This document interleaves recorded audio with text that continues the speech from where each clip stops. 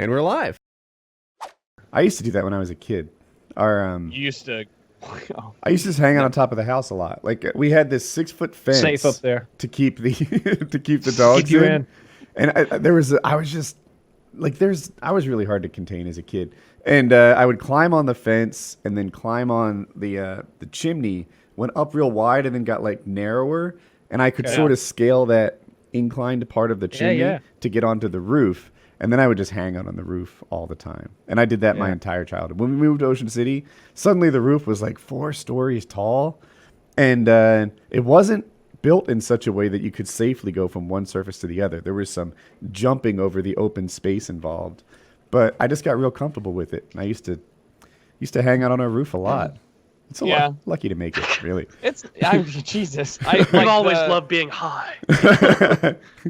My grandparents, who have a beach house in Wilmington, it's like a 4.5 story beach house. So at the top, we're like in the attic, which is not supposed to be a live-in space where my room was. I figured out that I could climb up on the roof up there, which was great because it had an amazing view. You know, you're 45 feet up off the ground, but terrifying because you had to scale it by like climbing around the whatever you call the parts of the roof above the extended windows. You know, those like weird small triangles. Yeah, the dormers. So you had to like lean over and then do this weird, rock climb scale to climb back up the slant. So I did it like a couple times, and then one time, like my hand slipped and I wasn't like my back was still on inside the fence, so like I fell down onto the balcony. But I was like, all right, I think that's it for me. I'm done doing that. The view's not that great. I was a slow learner. Yeah, no, I had many of those incidents and I just kept going.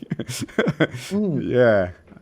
Tucker, you strike me as like being pretty well behaved and everything in school. So well behaved. What was the most outrageous thing you did throughout schooling? Or like what, you don't seem like the kind of guy that got in trouble a lot. I didn't. And so it's funny because my family just came over last week for vacation to see my place, all that stuff. And so I had this conversation with a friend of mine because they were like, oh, so, what was the worst thing that he had done? And of course, my parents said like, oh, we caught him drinking one time. And I was like, that did happen, but that wasn't it. I really liked this one girl.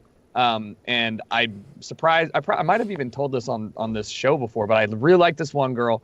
And she sent me a text and was like, hey, my parents aren't home for the weekend. Like, you should come over. Like a true, real, hey, my parents aren't home thing. And it was like 11:30. Is this high school? Yeah, this is high school. This is like freshman year. So you're like 14. 15. I was 15. So maybe it was sophomore year.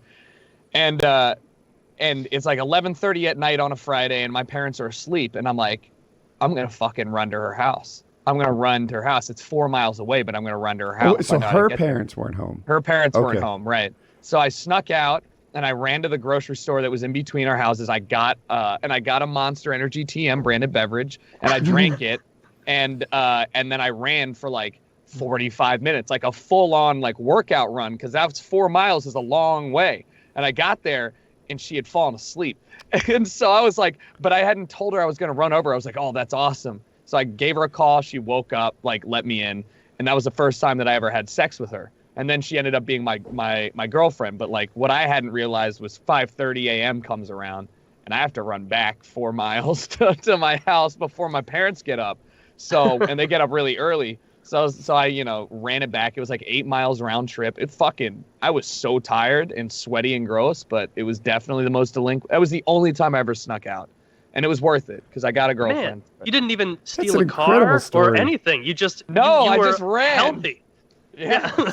So you showed up sweaty and full of Monster, and she wanted to bang, or did you go, I'm here, hey baby, I'm gonna hop in that shower real quick? Or no, so she did let me in and was like, I can't believe you're here. I was like, yeah, me either. It's crazy. So I'm definitely a little sweaty.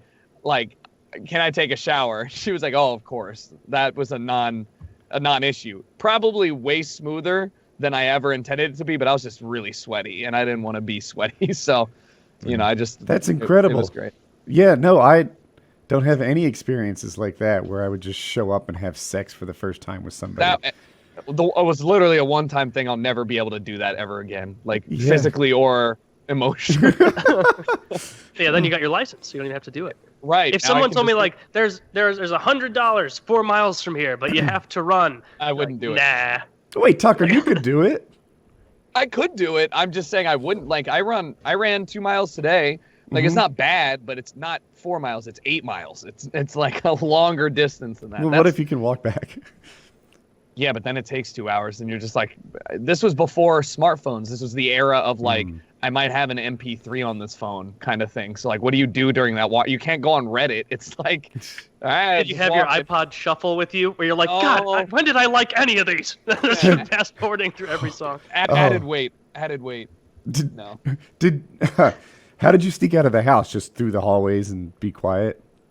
So I had an older house that had all wood flooring, and through my very many years of sneaking down to play RuneScape and other games, I learned exactly where the floorboards would creak. So I walked in the weirdest manner to get to the back door, or sliding glass door that wouldn't make any noise because the front door did, the garage door would. So I slid the sliding glass door and went out that way and just left it unlocked. And when I came back, there was a light on in my parents' room. Like it was 6:30 in the morning. So they might have been up, but it's not like it's not like they like look into my room and like, oh, there he is sleeping. You know, they're just so.